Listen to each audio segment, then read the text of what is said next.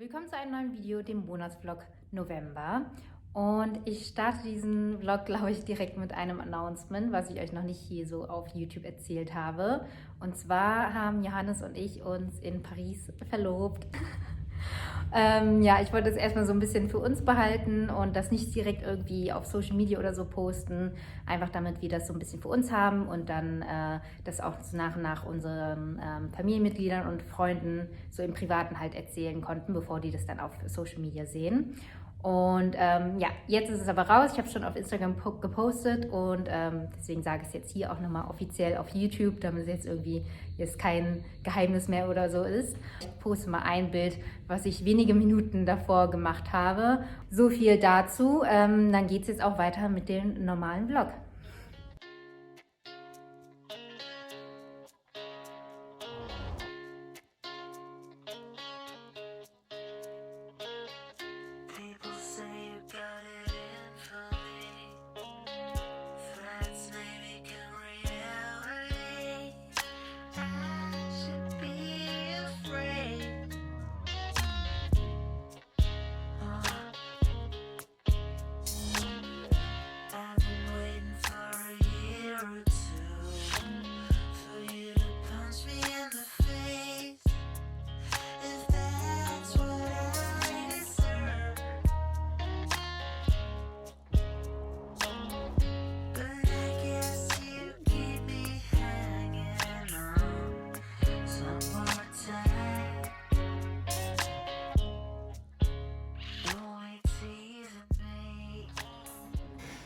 Ich gehe jetzt gleich mit Anais spazieren und das ist mein Winteroutfit, also ganz dick eingepackt mit meiner Balaklava. Und das ist von letzten Jahr von Weekday oder Monkey, eins von beiden. Und das ist ein Mantel von & Other Stories, meine Tasche von Loewe und Adidas Sneaker. Ich finde ja, dass Sneaker im Winter dann doch oftmals wärmer halten als Boots. Und ja, schön dick eingepackt bin ich jetzt.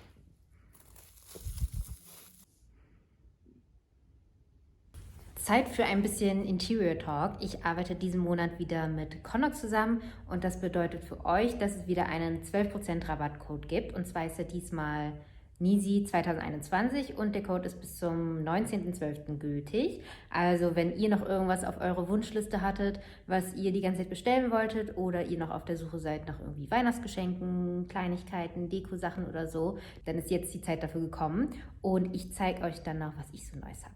So, da habe ich zuallererst in Sachen Weihnachtsdeko ordentlich zugeschlagen. Da habe ich zum einen hier so 2 Kerzensets, einmal in so einem, ja, fast schwarz, dann so olivengrün. Und dann habe ich auch noch so ein paar Ornamente. Einmal hier so diese Papierornamente, die mag ich eh total gerne. Die finde ich immer sehr schön. In so einem schönen dunkelblau. Und dann habe ich hier noch Ornamente von Firm Living.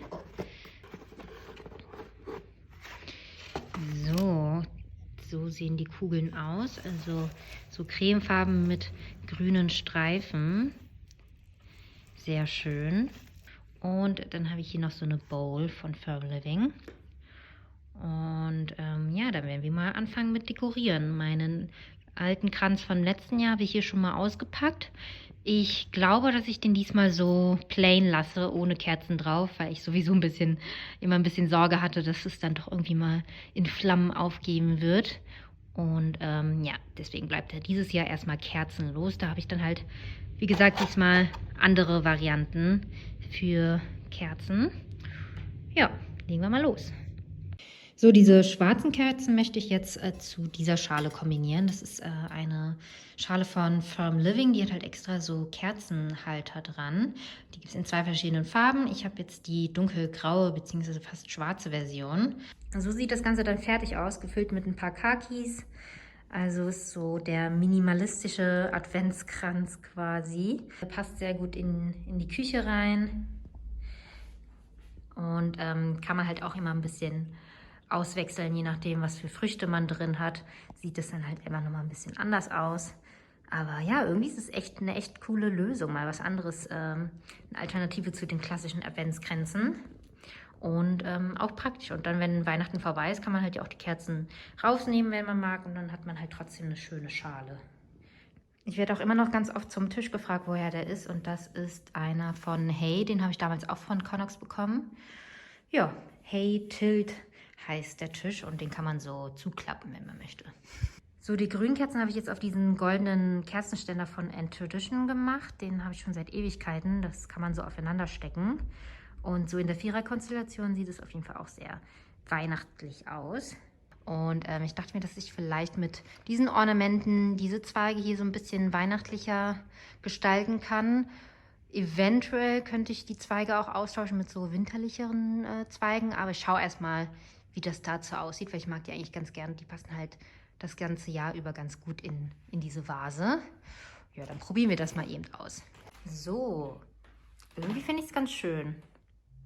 Dann kann ich halt immer noch überlegen, ob ich andere Zweige besorge, die ein bisschen winterlicher sind. Aber so an sich, von der Idee mit so Ornamenten an so Zweigen in der Vase, finde ich echt ganz gut. Ja, die Ornamente aus Papier, vor allem in diesem dunkelblauen Ton, finde ich echt besonders schön. Ich mag die voll gerne. Und irgendwie passt das auch ganz gut zu der Lampe daneben. Okay, ich habe mich doch dazu entschieden, diese Zweige mit den Blüten gegen diese Äste hier auszutauschen, weil das dann doch irgendwie ein bisschen winterlicher aussieht. Das andere hat mir dann doch ein bisschen zu viele Blüten. Und dann habe ich hier noch zu diesen blauen Ornamenten noch so weiße Ornamente hinzu kombiniert. Ich finde, das ist irgendwie ganz cool so in Kombi. Ja, und das Ganze sieht auf jeden Fall deutlich winterlicher aus. Und ich mag das voll, wie das hier so im Ausschnitt aussieht, hier mit den Wandverzierungen. Finde ich super schön. Ja, das war auf jeden Fall eine richtige Entscheidung. Und dann zeige ich euch mal noch, was ich mit den anderen Strauch gemacht habe. Bei dem behalte ich noch. So, dieses Blütengedöns habe ich jetzt hier ins Esszimmer getan, in die Popo-Vase auf diesem Türkis-Sideboard. Ja, also es ist nicht ganz so typisch weihnachtlich unbedingt, aber dann doch irgendwie wie so ein roter Faden, der sich dann durchzieht mit diesen Ornamenten. Und ja, einfach trotzdem eine sehr schöne Deko, finde ich. Ja, so sieht es dann jetzt im Hintergrund aus. Dann ist es mal eine kleine Abwechslung zu dem, was ihr sonst immer zu sehen habt. Und ja, es ist aber trotzdem nichts crazy Auffälliges, so wie ich das mag, aber trotzdem irgendwie ein bisschen weihnachtlich, winterlich. Ja, gefällt mir auf jeden Fall sehr gut. Und bei diesen Ornamenten habe ich mir gedacht, dass die vielleicht ganz gut zu diesem Kranz hier passen würden. Das ist auch ein Kranz, den ich schon aus dem letzten Jahr habe und der kann noch ein bisschen Pep gebrauchen. Und dann probiere ich mal, ob das damit gut funktioniert. Mal schauen. Okay, so sieht es jetzt aus. War nicht ganz einfach, die Kugeln dran zu drapieren, aber ich denke, das sieht auf jeden Fall ein bisschen festlicher aus als vorher. Ja. Natürlich kann man die Kugeln auch an einem normalen Weihnachtsbaum machen, aber wir haben, glaube ich, dieses Jahr keinen und deswegen kommen die hier zum Einsatz. Und dann habe ich mir außerdem noch neue Teller ausgesucht und zwar diese hier. Die sind aus der gleichen Serie wie diese Schüsseln, die ich mir schon das letzte Mal ausgesucht habe von HK Living, die ich unglaublich liebe. Ich benutze sie super gerne. Und da wollte ich einfach unbedingt noch die Tellerversion davon haben. Ich zeige euch noch mal ein bisschen das Finish. So sieht das aus, also so wie bei den Schüsseln auch. So ein bisschen unregelmäßig, in so einem ganz, ganz dunklen, grünlich-braunen Ton. Und der Bonus ist hier, dass die perfekt in den Geschirrspüler passen, weil unsere anderen Teller, die wir sonst gerne benutzen, da ist der Rand einfach zu dick oder zu hoch und auch der Durchmesser viel zu groß, sodass die überhaupt nicht in den Geschirrspüler passen. Und das ist dann schon ein bisschen nervig. Und das Problem haben wir hier jetzt nicht. Und ja, ich mag auf jeden Fall das Set sehr gerne. Ich muss mir mal mehr von den Schüsseln besorgen. Und dann ist das auf jeden Fall mein Lieblings-Tischgeschirr-Set. Ein Interiorteil, was ich immer noch super gerne mag, ist dieser Poly-Roly Chair. Ich liebe den einfach immer noch so sehr. Der sieht so toll aus und ich setze mich auch super gerne darauf hin.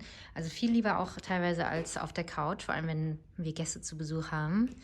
Ja, das war auf jeden Fall eine gute Entscheidung. Vor allem auch irgendwie in der Farbkombination mag ich das sehr gerne. So, bei einem Blumenladen habe ich dann diesen Kranz hier gefunden. Und ich habe hier noch so eine große Kerze von Diptyque. Und die passt perfekt hier rein. Ja, also das ist jetzt kein typischer Adventskranz sozusagen mit den 4 Kerzen, aber ich finde es so irgendwie ganz schön. Sieht schön stimmig aus. Gefällt mir echt ganz gut. Ich muss die Tischdecke mal ein bisschen steamen. Die hat noch so einen Abdruck.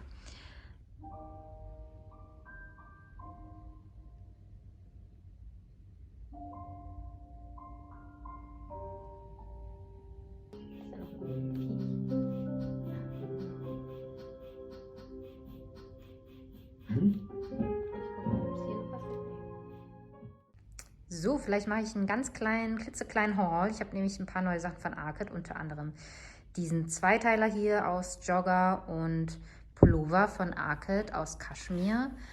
Super, super schön einfach. Und ihr wisst, ich liebe solche passenden Sets. Ja, so einen schönen grauen hatte ich noch nicht. Und ja, konnte ich nicht Nein sagen. Und der hat auch hier eine Kapuze. Hier. Und ist kuschelig weich und sieht einfach sehr schön aus. Also ich habe halt echt so eine Vorliebe für so passende Sets. Ich finde die halt schön und gemütlich zugleich. Ja, so viel zu diesem Set. Dann haben wir als nächstes dieses Teil hier. Also ich habe jetzt eine Anzugshose und Birkenstock kombiniert, aber es geht hier um dieses Oberteil, beziehungsweise eigentlich ist es mehr oder weniger nur so ein Cape, weil es hat keine eigenen Ärmel, hat aber einen kuscheligen Rollkragen. Und ich glaube, man kombiniert es halt zu ja, langärmeligen Sachen, irgendwie Langarm-Shirts oder Hemden oder sowas.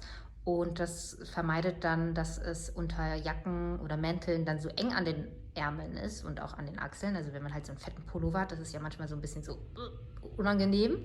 Und das vermeidet das, denke ich, weil das dann hier nur dick und kuschelig ist, aber nicht an den Ärmeln. Schätze ich, sicher bin ich mir nicht. Ja, ich habe jetzt einfach das mal kurz dazu angezogen und vielleicht probiere ich gleich mal aus, wie ein Hemd dazu aussieht.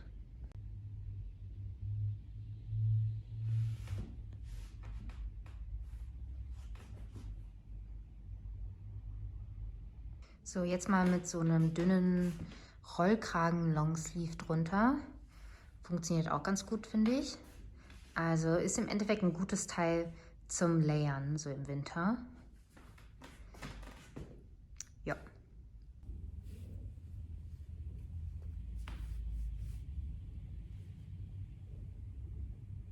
Außerdem habe ich noch 2 von diesen Weihnachtsbaumdekorationen mitgenommen. Also es sind Weihnachtsbäume, die man so aufstellt, also die klappt man so auf. Und ja, einmal so einen kleinen weißen und einmal so einen dunkelgrünen. Und irgendwie passt das ganz gut zu meinem Ornamententhema, was ich ja schon aufgehangen habe, also die Papierornamente. Und ja, dann zeige ich euch das gleich mal, wie das aussieht, wenn das aufgestellt ist. So, ich habe jetzt beide Bäumchen mal hier so aufs Regal getan. So in Kombination ist es irgendwie echt ganz süß. Der grüne Baum ist auf jeden Fall echt nicht ganz so klein. Müsst ihr auf jeden Fall mal die Maße beachten. Und ich werde euch mal ein Bild von dem grünen Bäumchen zeigen. Den habe ich nämlich letztes Jahr bei einer Instagramerin gesehen. Und sie hat das noch so ein bisschen drapiert mit so Lichterkette und Christbaumkugeln. Das sah echt ganz cool aus, falls ihr dann noch ein bisschen Inspiration braucht. Wobei ich jetzt echt mal an dieser Stelle erwähnen muss, dass ich mit dem Esszimmer momentan am allerwenigsten zufrieden bin. Irgendwie ist das Ganze, weiß ich nicht, vom Vibe her nicht so ganz, was ich möchte. Das ist halt das Ding, wenn man eine Wohnung das erste Mal wirklich von Grund auf einrichtet, dann merkt man halt erst so nach Monaten oder Jahren, was einem wirklich gefällt und vor allem was nicht. Und ich weiß auch nicht, also beim Esszimmer habe ich so den meisten Drang nach Veränderungen. Und weiß nicht, ich habe hier auch schon eigentlich Teppiche bestellt zum Ausprobieren und Vergleichen und zum Gucken einfach mal. Da bin ich ein bisschen am Überlegen und ja, da muss ich einfach mal gucken, welche Veränderungen, ob die groß oder klein sind, ich dann mir so demnächst vornehme und was ich dann wirklich genau mache, muss ich echt mal gucken. Aber ja, mit dem Zimmer bin ich noch nicht so ganz im Einklang.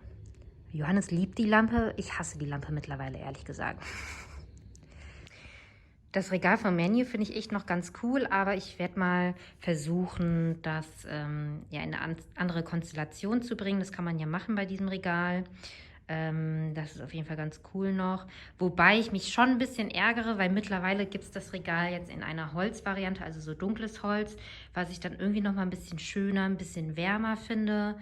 Aber naja, so ist das halt leider. Ja, dann gucke ich mal, ob ich das umbaue. Aber ich schiebe das ein bisschen vor mich hin, weil die Teile halt echt schwer sind. Also mal gucken, was ich das mache.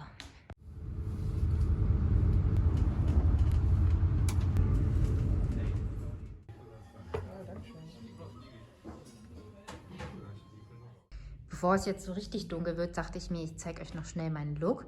Und zwar habe ich hier so einen schönen Zopfmuster-Pullover von Arket an. Aber leider ist der momentan out of stock. Aber ich werde euch auf jeden Fall mal ähnliche Alternativen verlinken. Und halt diesen hier. Und dann noch zu meinem Schmuck. Da trage ich nämlich wieder Schmuck von Astrid & Mio. Okay, ich dachte mir, am Fenster seht ihr das, glaube ich, ein bisschen besser. Also hier einmal die Ohrringe. Ich habe da 2 Ohrringe drin, aber es ist beides jeweils das gleiche Modell, nur hat es halt 2 Seiten, also einmal die mit Strass und einmal mit Gold und dann habe ich halt jeweils die eine Seite nach vorne gemacht und ich habe es jetzt beides in einem Ohrloch reingemacht, weil ich hier nur ein Ohrloch drin habe, aber damit ihr mal sehen könnt, wie man das miteinander kombinieren kann, wenn man halt mehrere Ohrlöcher hat. Und apropos Layern, ich habe hier auch die Ketten gelayert, das ist einmal so eine Snake-Kette und einmal eine mit so Kugeln. Finde ich auch schön als Kombination. Also ja, das ist so insgesamt schöner, schlichter Schmuck, den man aber gut miteinander kombinieren kann. So, ich habe es mir jetzt mal hier auf dem Roly-Poly gemütlich gemacht, damit ich mit euch so ein bisschen sprechen kann. Ich habe nämlich das Gefühl, dass ich diesen Monat super wenig Videomaterial habe. Es ist halt irgendwie so voll wenig passiert. Und wenn ich was unternommen habe, dann habe ich es irgendwie auch nicht so wirklich gefilmt. Und ich war auch irgendwie eine Woche fast krank. Und ja, es war auf jeden Fall ein sehr langsamer, träger Monat. Deswegen habe ich euch wahrscheinlich überwiegend nur so eher neue Sachen oder so gezeigt, Outfits oder irgendwie im Interior-Bereich. Und ja, mal gucken, wie so der Vlog wird. Was wir diesen Monat aber auf jeden Fall unternommen haben, also Johannes und ich, ist, dass wir ins Kino gegangen sind. Endlich mal. Wir wollten nämlich den neuen James-Bond-Film gucken. Das ging zwar nicht ganz ohne Komplikationen vonstatten, weil Johannes hat erstmal sein Handy vergessen und man braucht ja seinen Impfnachweis und wir waren sowieso so kurz vor knapp irgendwie da. Und dann ist ihm auch die große Cola so an der Tür vom Kino erstmal runtergefallen. Also 1 Liter Cola. Und er hat halt sozusagen irgendwie die ersten 5 oder 10 Minuten oder so verpasst. Aber hat es im Endeffekt geschafft, zumindest da, wo es dann wirklich losging. Und ja, wir fanden den Film aber auf jeden Fall mega und wir sind sowieso große Fans von der Daniel Craig als James Bond Reihe. Und ich glaube, dass der neue Teil für uns persönlich auf Platz 2 ist, nach Casino Royale als bester James Bond Film. Und ihr könnt ja mal in den Kommentaren schreiben, wie ihr den neuen Film fandet, wenn ihr den gesehen habt. Und ja, das ist so auch so ungefähr das Highlight gewesen diesen Monat an Aktivitäten. Und dann gibt es irgendwie eine Sache, die ich mit euch besprechen wollte, die mir seit längerem so im Kopf rumschwirrt. Und zwar betrifft es so die zukünftigen Vlogs von mir. Und zwar bekomme ich ja des Öfteren in den Kommentaren die Anfrage, ob ich nicht englische Untertitel aktivieren könnte. Das funktioniert aber nicht, weil die nicht automatisch generiert werden könnte und ich mache die jetzt nicht irgendwie einzeln per Hand rein. Und deswegen ist bei mir halt die Überlegung, ob ich in Zukunft nicht die Vlogs auf Englisch drehen sollte. Ich zögere aber sehr stark, weil ja, es ist halt nicht meine Hauptsprache und bin auf jeden Fall überhaupt nicht perfekt im Englischen. Und auch bei der Aussprache kommt bei mir auf jeden Fall gerne mal das Deutsche raus. Und ja, ich habe da halt ein bisschen Angst davor, dass es dann irgendwie ja nicht gut ankommt und da irgendwie eher so drauf rumgehackt wird, wenn man halt nicht richtig gut, perfekt, fehlerfrei Englisch spricht. Aber einerseits wäre es halt auch schön, wenn mehr von meinen Followern die Vlogs auch wirklich verstehen könnten. Und ich gehe davon aus, dass eigentlich die meisten Deutschen auch Englisch verstehen können. Und ich persönlich gucke ja auch englischsprachige YouTuber und mir macht das an sich nichts aus, aber ich kann mir halt vorstellen, dass es manche schon irgendwie stören könnte, weil weiß ich nicht, weil man irgendwie sich vielleicht mehr entspannen kann oder sich der Person mehr verbunden fühlt, wenn sie die gleiche Sprache spricht oder so. Weiß ich nicht, da kann es ja irgendwie verschiedene Gründe geben. Deswegen wollte ich jetzt mal so in der Runde schon mal fragen, bevor ich das mache, wie eure Meinung dazu ist. Würde euch das furchtbar stören oder wäre euch das irgendwie prinzipiell egal? Ja, da wollte ich auf jeden Fall vorher einfach mal aushorchen. Schreibt mir das dann auf jeden Fall mal in den Kommentaren, wie ihr das so seht.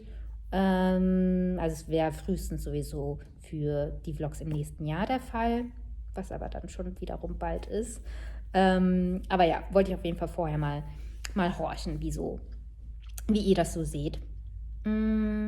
Ja, und ich glaube, das war es aber eigentlich auch von diesem Monat. Auch wenn nicht viel passiert ist, hoffe ich trotzdem, dass euch das gefallen hat. Wie sieht es mit der Weihnachtsdekoration bei euch so aus? Seid ihr da auch schon am Start?